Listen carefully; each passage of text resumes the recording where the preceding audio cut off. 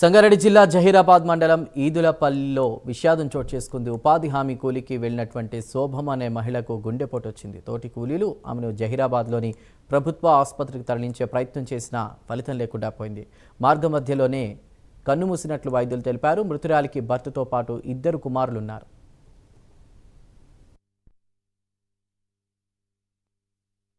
జరాసంగం మండలి ఈదులపల్లి గ్రామం ఎఫ్ఎన్. నేను ఆమెకు ప్రొద్దున 6:30కు ఫోటో క్యాప్చర్ తీసినాక పనికి వెళ్ళిపోయినాము.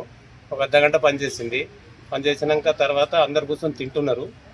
తింటప్పుడే ఒకటేసారి పడతా ఉన్నారు. అందరూ వాళ్ళ భర్త మీద పడిపోయింది సార్. ఆమె అందరు కలిసి అప్పటికి కొద్ది దూరంలో ఆటో తెచ్చే వరకు కొద్ది దూరం మోసుకుపోయినాక దారిలో ఒక ఊరి దగ్గర రాందడే ఆమె ఇదైపోయింది సార్.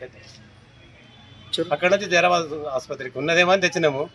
అప్పటికే పోయింది. మేము ప్రాణం ఉన్నదాన్ని తీసుకొచ్చినాం సార్ ఇటుకి.